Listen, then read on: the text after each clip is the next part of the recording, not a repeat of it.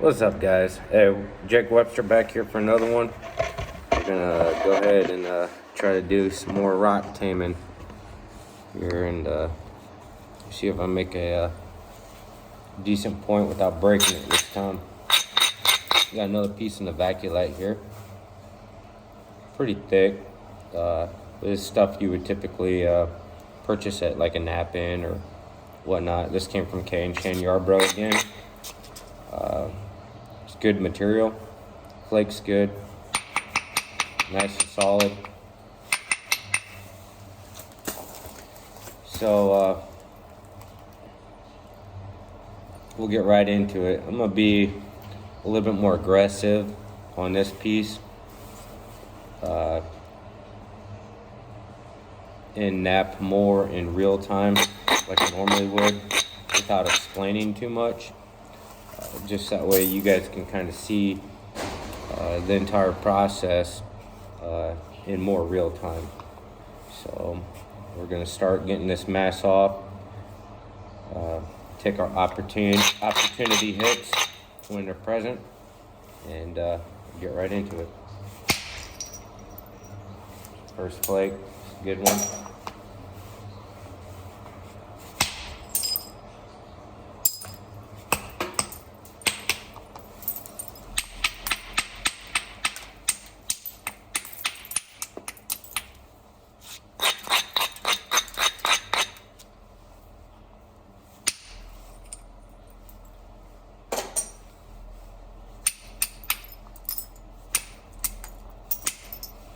Just within a few hits, that back end's already starting to get pretty thin.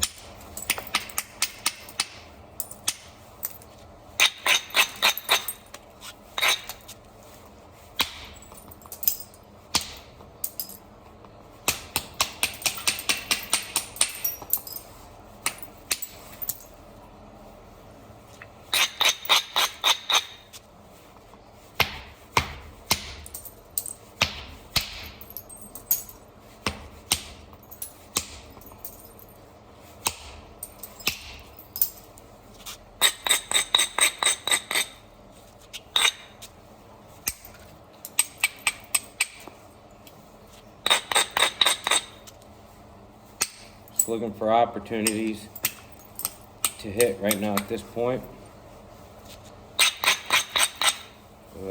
Pretty easy spall to tame. Really no issues with it right now, no problems that I really see. So just being real aggressive with it on my hits to thin it out as quick as I can.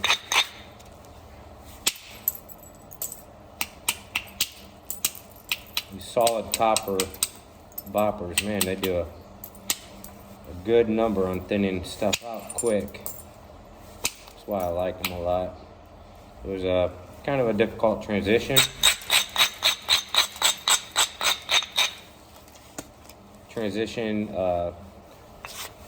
To learn how to use the solid copper versus the lead-filled boppers. But once I started to figure them out, I don't think I'll ever go back. One thing that really helped me out once I learned is to hit with the face of this bopper. Don't hit with the sides or the edges. So when you're striking, don't hit like this, rather hit with the face. So you're digging the flint into the face of that copper, and it actually bites into the copper, and you're peeling that flake off instead of striking it like you would lead fills. And it's more of a kind of a jab motion as opposed to a swing. So it's not much of a swing, it's more of a jab. One thing that does too is it diminishes a lot of common errors that a lot of nappers, including myself, had with that swing. When you got that swing going, your point of contact dictates where that flake, when it wants to go. So if you were higher up in your swing, you're still coming down, and you take that flake, it's going to create a different flake versus if you were on the low end coming down and you're hitting, and your swing, the arc of your swing was already coming towards you, back towards you, as opposed to projecting out with that first point. Ideally, with the solid heads, you want to hit right at the center of your swing. So when you're coming down, you got that arc going. Right when that arc flattens out, that's when you want your flake to be taken all the way through. But you know, sometimes it's easier said than done. So with these leads or solid coppers, it takes a lot of that out of the equation because you're striking with the face anyway. You're kind of jabbing into it. There's not much of a swing, so it definitely has improved a lot of my points, just for the fact that it's more consistent.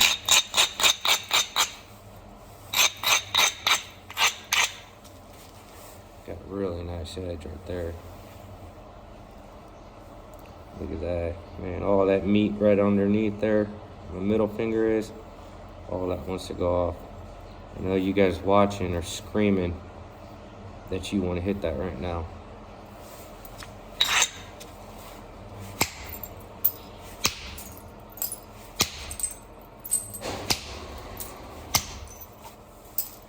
But I got to. That's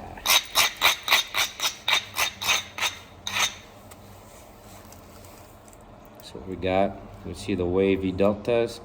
Knock those suckers right off. Pop, pop, pop, pop. Micros.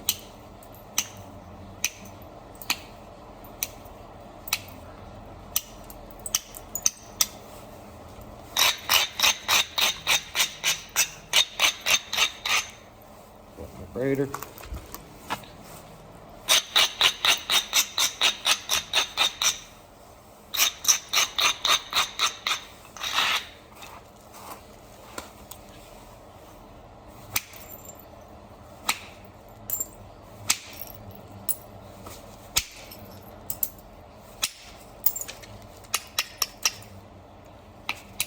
Yeah, if you don't use these solid coppers, they last a lifetime too.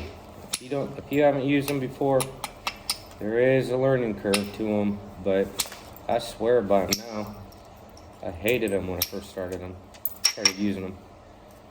I ruined a lot of good pieces, but a lot of the great flint knappers that I see out there that use them, the work speaks for itself. You got to look at what they're doing and why they're doing it. And that's what I kind of adopted that and figured there was a reason why. Don't get me wrong, the lead-filled ones, they work good too. Same with antler. But we all have our own niches that we like to get into, and we like to use what we like to use. Wicked twist going on right now.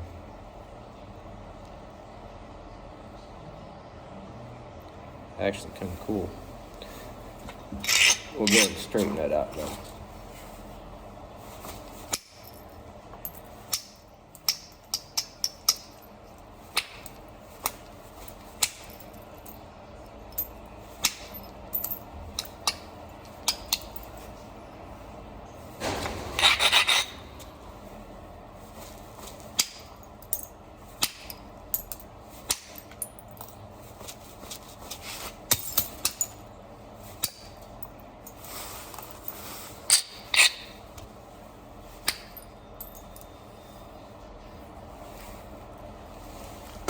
Straighten one side, go for the other.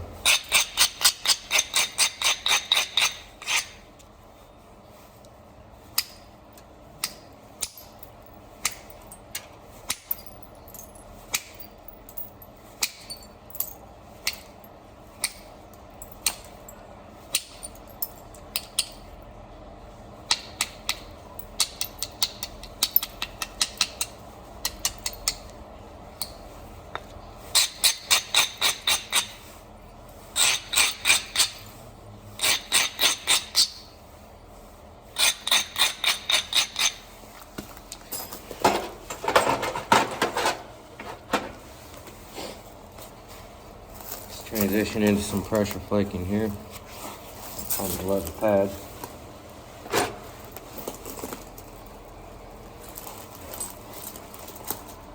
This sucker go.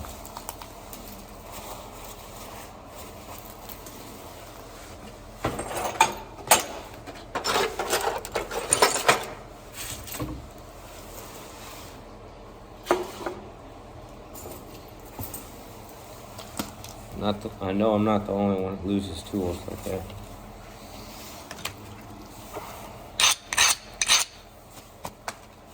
Okay, I'm gonna use my notch pad. Just take serious pressures.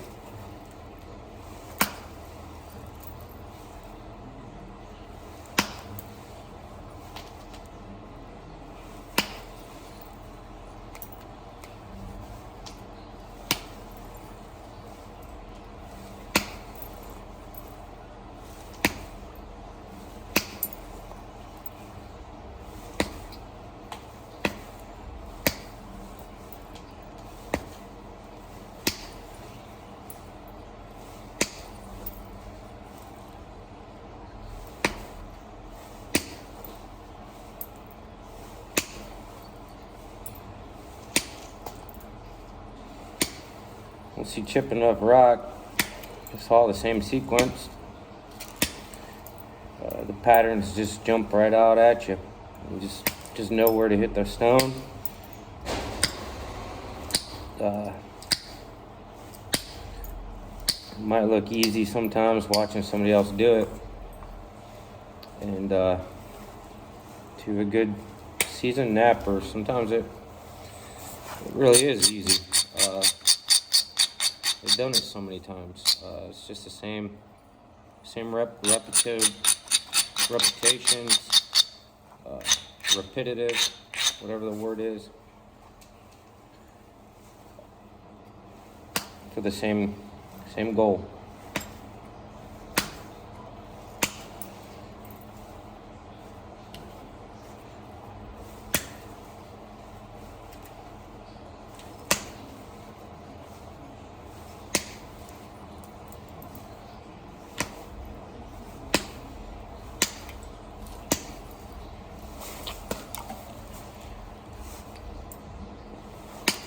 Flaker just keeps on slipping on me,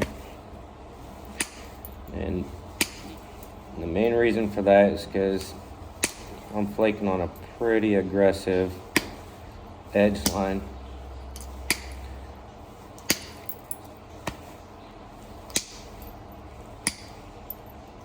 It's pretty thick.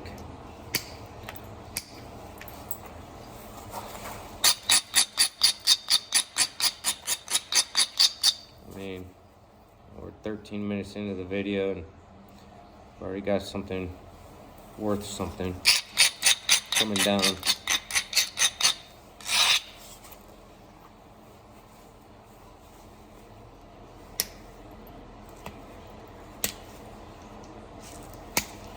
What happens when you got good quality tools, good quality material?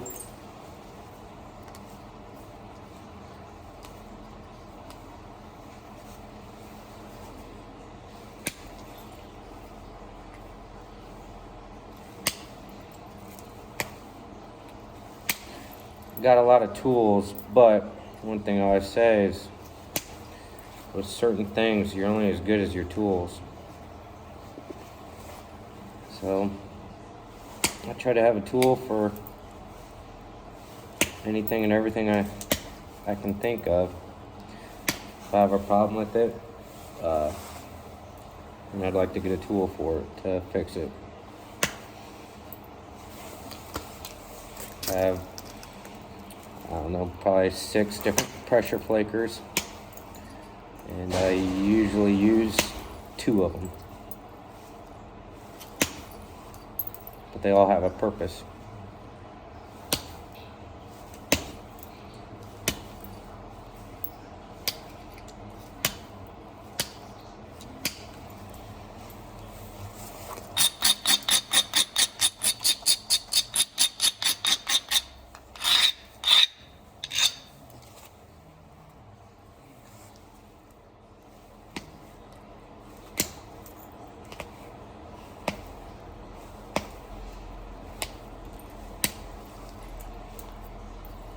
See how I took that flake backwards, popped it right out.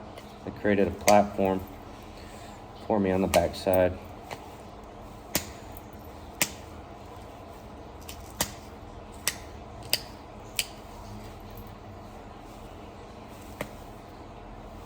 Just like that, creates a divot. Use that divot, that delta. And I'm actually going to turn this platform because I'm fighting it. It's not facing the right direction to yield the best flake. So, and that's just kind of, I'm an impatient flint knapper.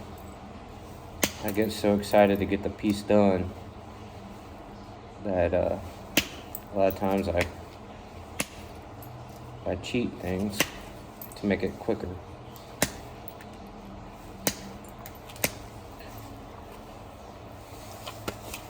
And that tends to bite you in the butt sometimes.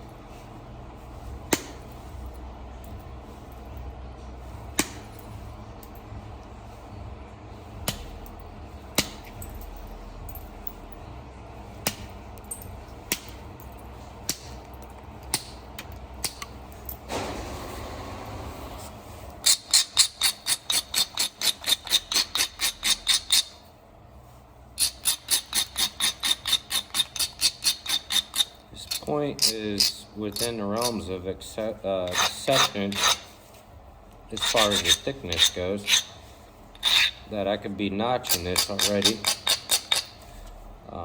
This would make one really nice Clovis as it is right now. I really want to make a Hardin or Dalton. We'll get there. We'll see what we got left. We'll go from there.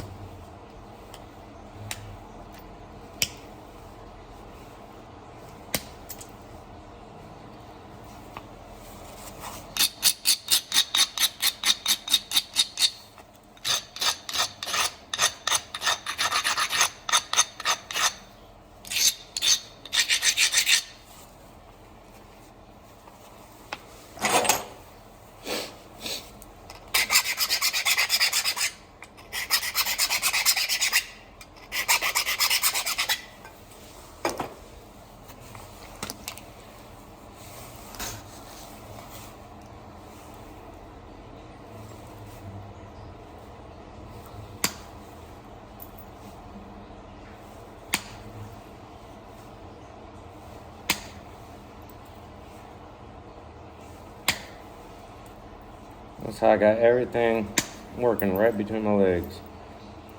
Everything's choked up. I'm not out here doing this.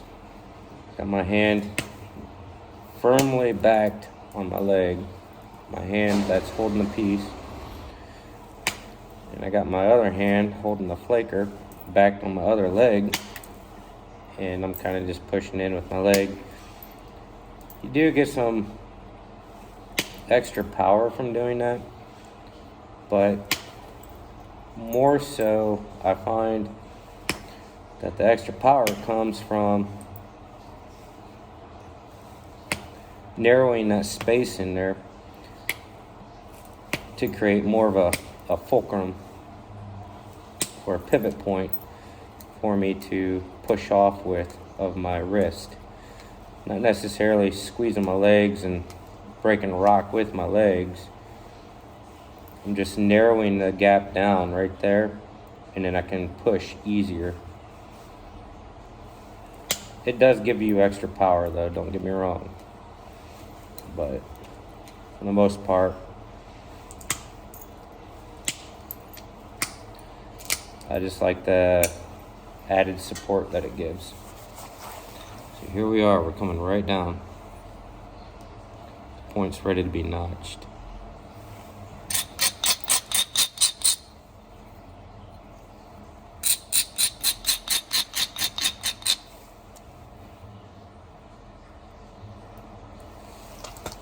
We're gonna go ahead and make a harden out of this. So I feel like making one. Come in, I usually draw my notches in.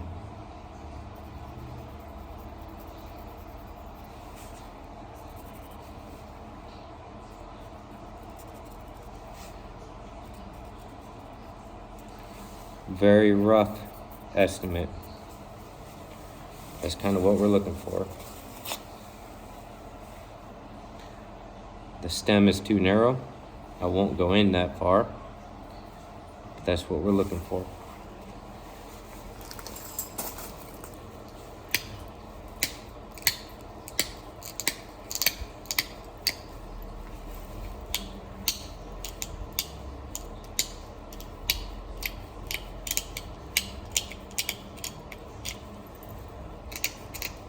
You notice I got a really nice flat spot right in here where it just shoots off at a really about 45-degree angle.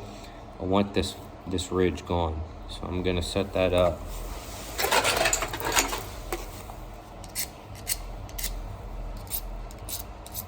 Little diamond file, just a braid. Pop that side, pop this side. Ridge is gone. Continue on with notching.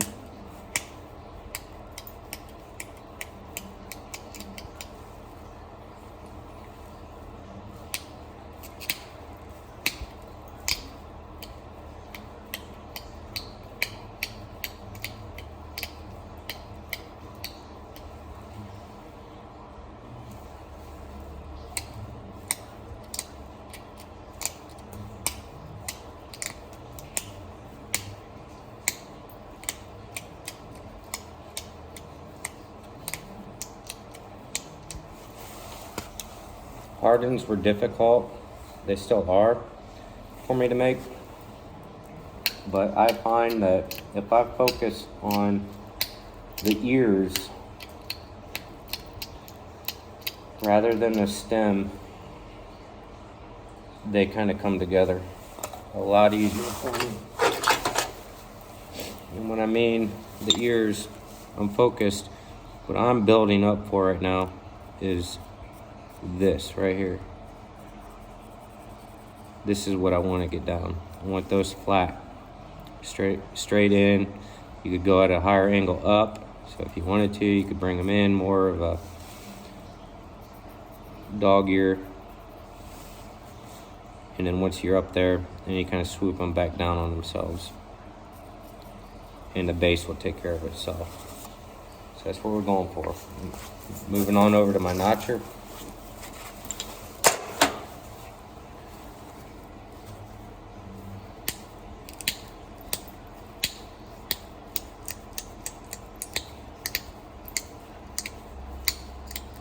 Not too worried about the stem just yet. I will address it. That's mainly just to keep me going on these ears.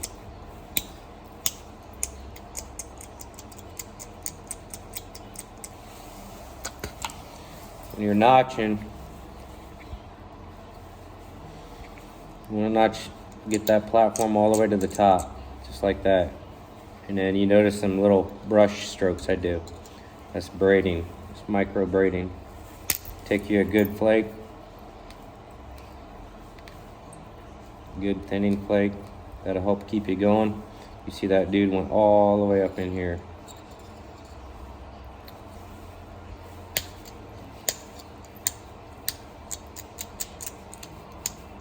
Now we can kind of just crunch the notch in from there. And on this side, keep it even. Big flake.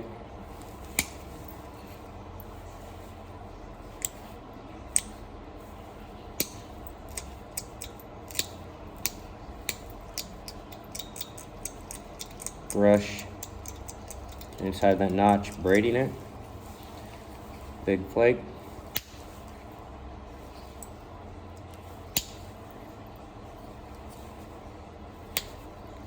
Crunch the notch in.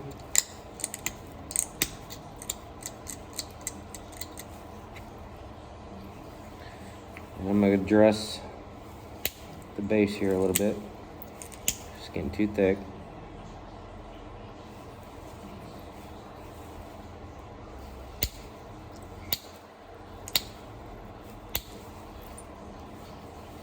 Back over here. Big flake.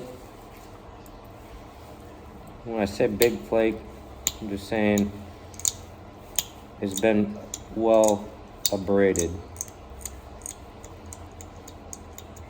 So that's a thinning flake. That's what we're left with. It doesn't look like a hard one yet. But now we can go back and address our base.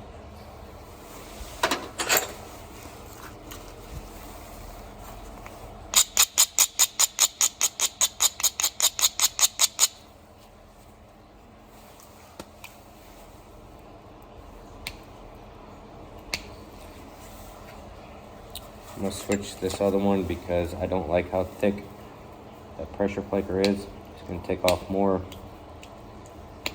of a flake than what I really want and could potentially pop something because it's not the right tool for the job. You could easily sharpen that up and make it the right tool, but I've got this one right here, so I'm using a steel nail in here so it slips a lot. It's something that if you're going to be using steel, you just have to get used to it.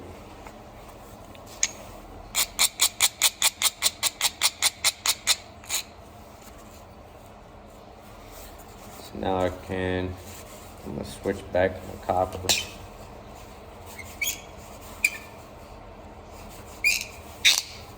Dress it up a bit.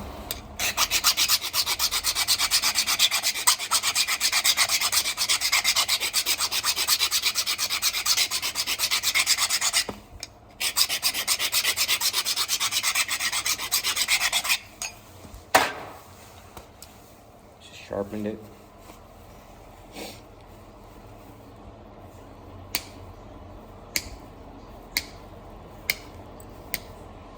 Freshly sharpened bit wants to bite into that stone a lot better.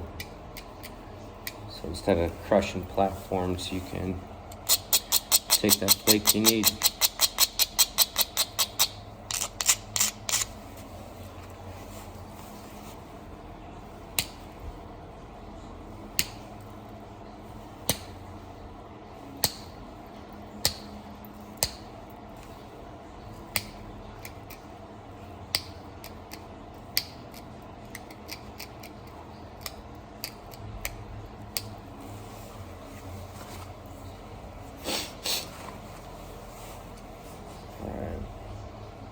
Go on the inside here of the stem.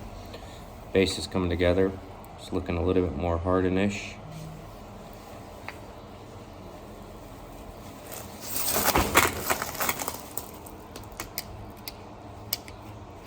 Just gonna swoop this on up. A really nice transition.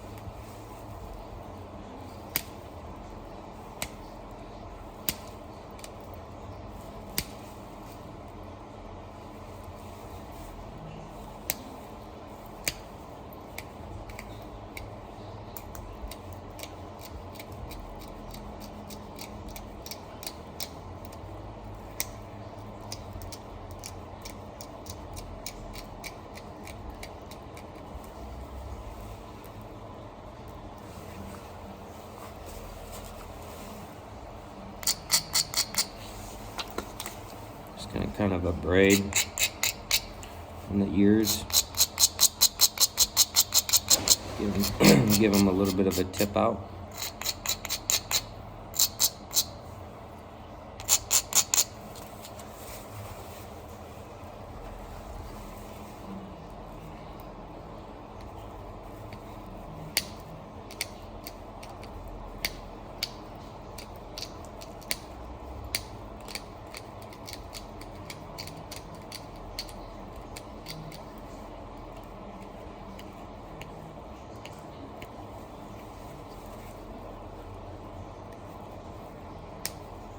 Careful not to pop them.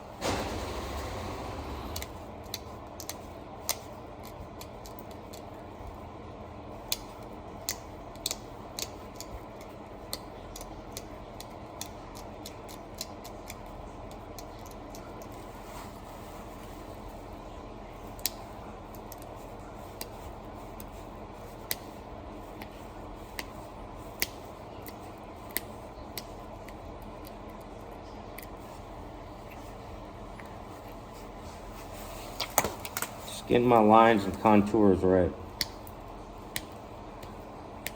It's tedious, but it makes a difference. Makes a huge difference.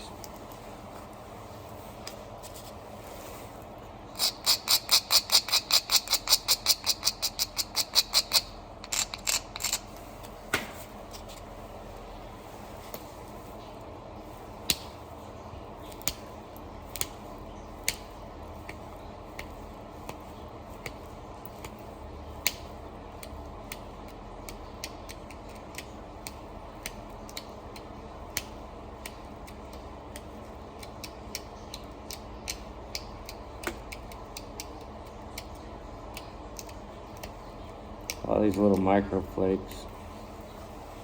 So it makes a difference in the pieces.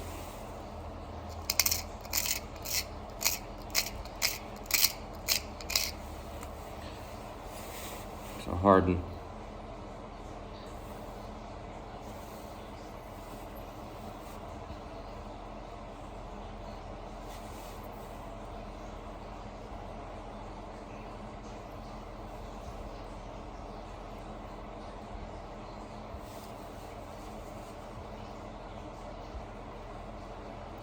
What we can do Still got some edge work to do. So what I'm gonna do, so I like my hardness to be curvy.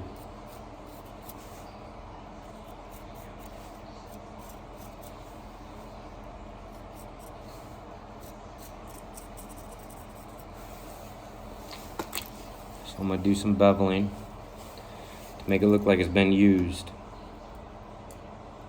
And that's the profile I'm gonna go with. So look at this, it has a natural bevel to it already. Use that to my benefit. Make this quick.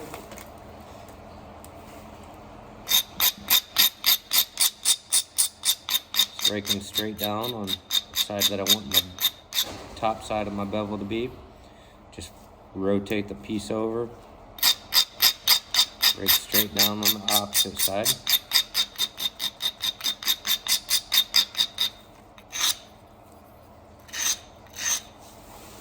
And there we go. We got a knife that will no longer cut. So we'll resharpen it.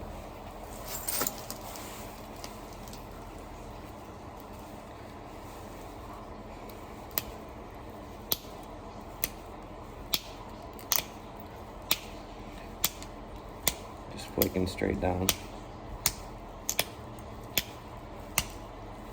My next pass, I might send them into the piece a little bit more. That'll give you a smoother transition of a bevel versus just that really hard line. I like the smoother transition better.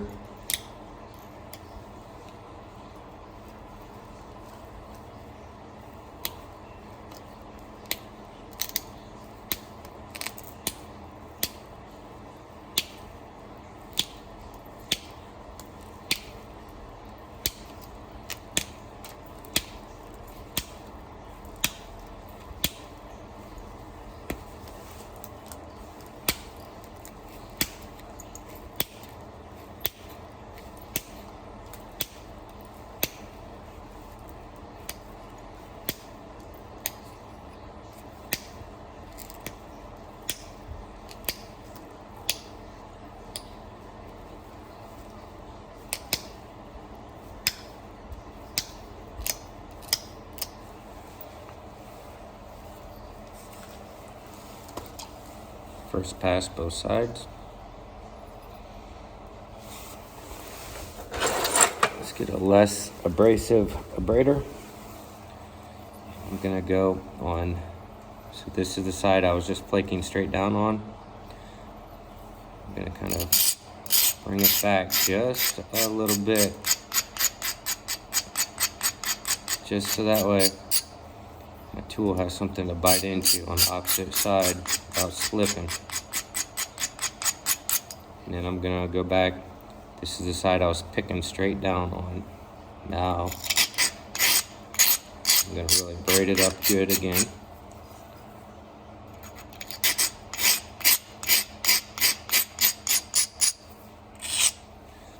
Be sure to hit this top part right here.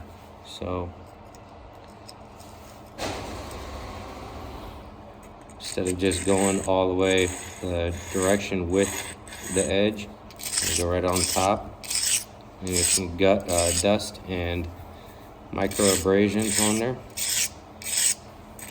I'll give my tool something to bite into.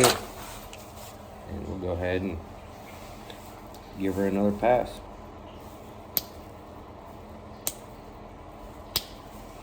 With this one, I'm trying to flake more into the stone to give it a smoother transition for the bevel. If you flake straight down, it'll create a walled off look of a bevel, almost like a slab. And I don't really care for that look too much. So I'm pushing into the stone. Gonna give a really nice rolled look. You can see the difference, maybe. This is where I've been flaking. It's more of a rolled edge versus a hard edge.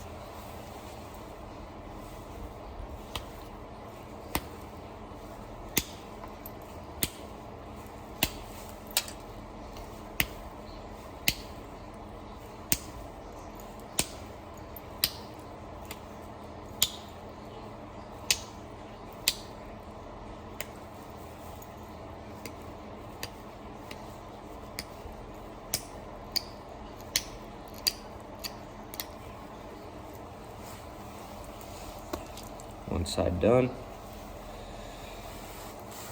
Flip to the other.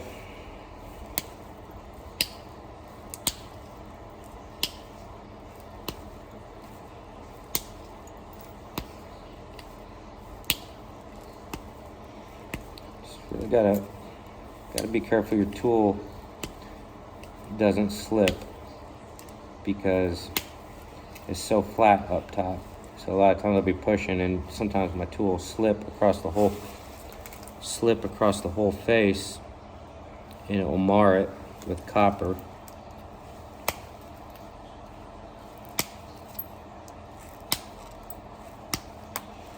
Or it will cut me. My hand goes right across that blade.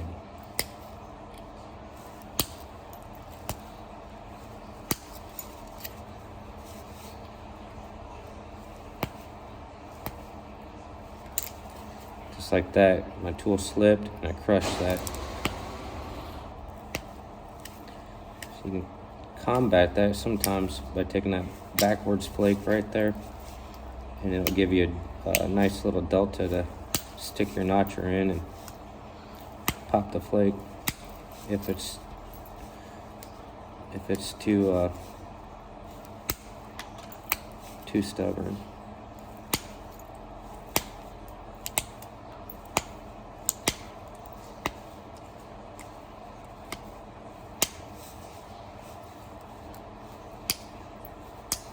Come up to the tip, be careful. If it's too aggressive, it'll break. So make sure you're just delicate. Take your time.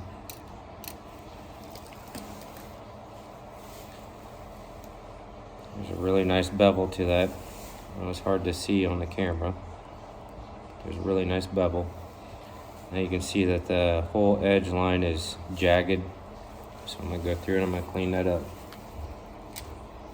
Just take these little micros.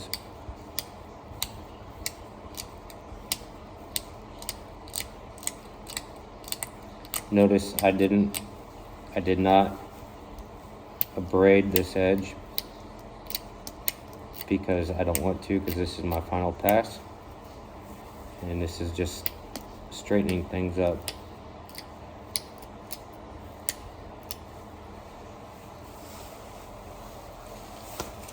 Not only is it straightening it, but it's putting an extra sharpened blade edge on there as well. There's that one. Let's go to this one.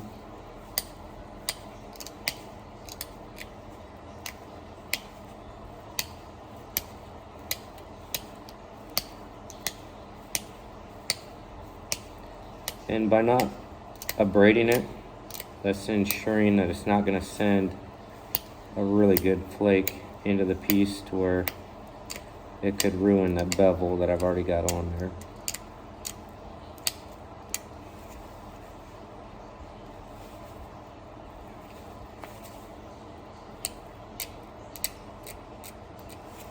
Give her a needle tip nose.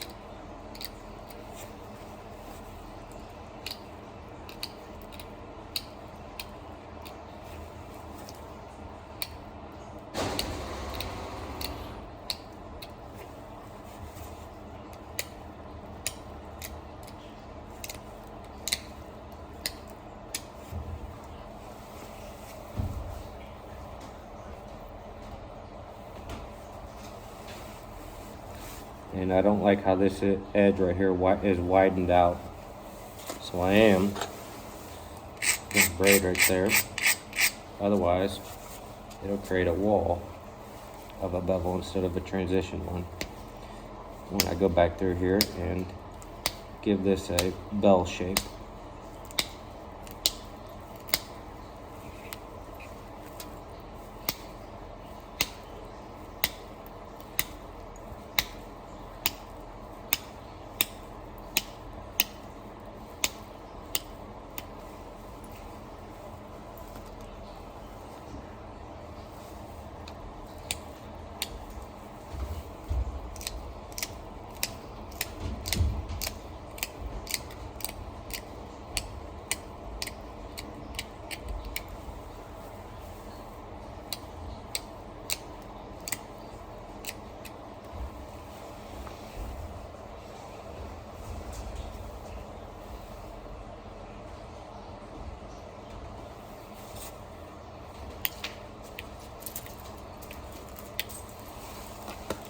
What's up, girl? What's up?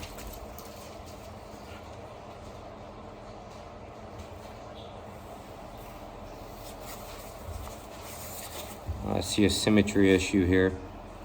This notch is significantly wider and broader than this one is.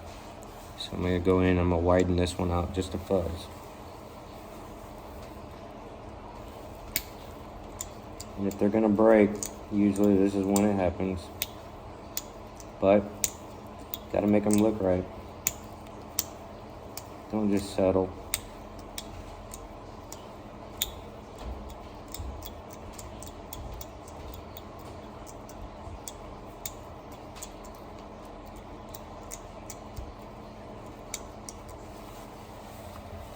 Much better. Here's a finished Dalton, or Harden.